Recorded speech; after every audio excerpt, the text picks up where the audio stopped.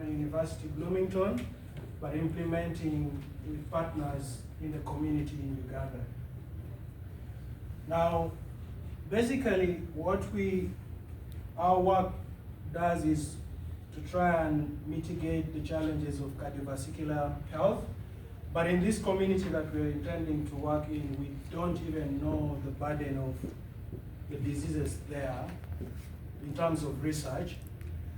But also the strategies that we normally use the proven research strategies that we normally use to address some of these challenges, such as positive youth development, that have been used long before in Africa, specifically during Kick Polio out of Africa, HIV programs, and the likes. In this community, we don't even know much about such areas to address some of the disease burden.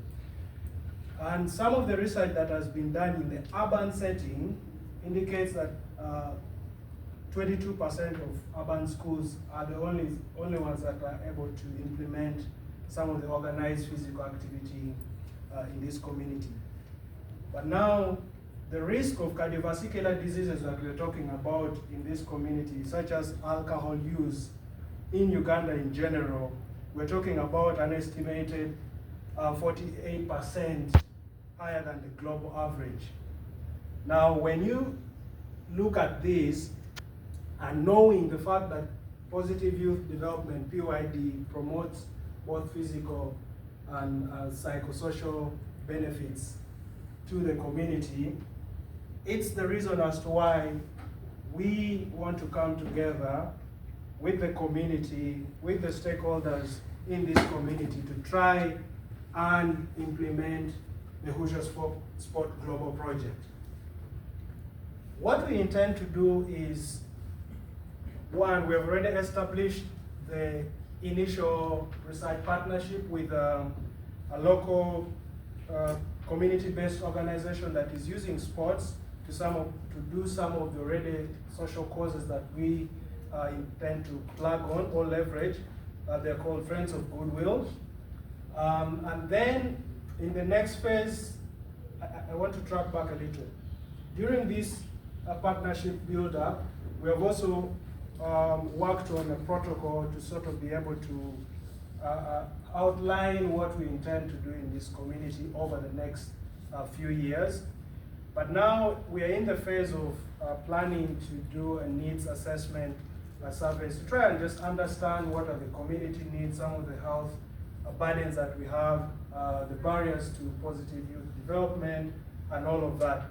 So this, we intend to be in Uganda probably towards the end of this year or early next year, to try and assess what the community really needs, as opposed to going there as researchers and just giving them what we think is good for them, right? And then after that, we intend to implement capacity building for this community, because once we do the work that we intend to do, we don't want to jump out and leave them hanging. We want to build a sustainability strategy that allows them to do some of these implementations on their own, even once we are out. So training of trainers is one of the strategies that CDC, WHO have proven that this can be able to help the community in terms of implementation continuously. And then in the discussion that we had with the partners on the ground, they suggested already that before even the needs assessment, that sustainable sports league program implementation could be able to address some of the things that they're already facing in this community at the moment. And we intend to also go along with that, using what they're already doing in this community. And then finally, we want to continuously monitor and evaluate some of the implementation strategies that we are going to do, to be able to see how they are doing in this community. Now, what we anticipate as the outcome, and this is my final slide, is that we would love to come out and say we have identified the community needs and working towards addressing that. And then also the feasibility outcome of the intervention and train staff to be able to implement what we are going to do.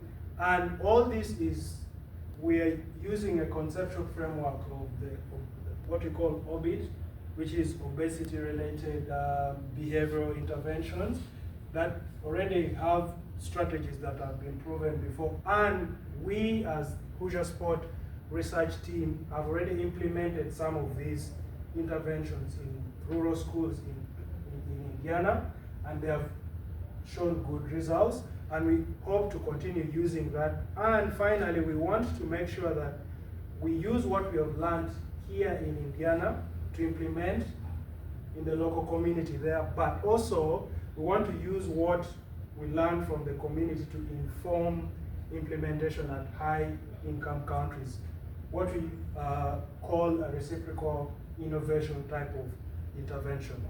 And then finally, we want to also make sure that we do the implementation and evaluation of the programs that we're implementing, either training of staff, implementation of the youth sport program. By doing this, we hope we can also be able to contribute a little bit to increase on the 1% that I mentioned earlier on in the contribution to the research globally. Thank you. I would love to welcome questions.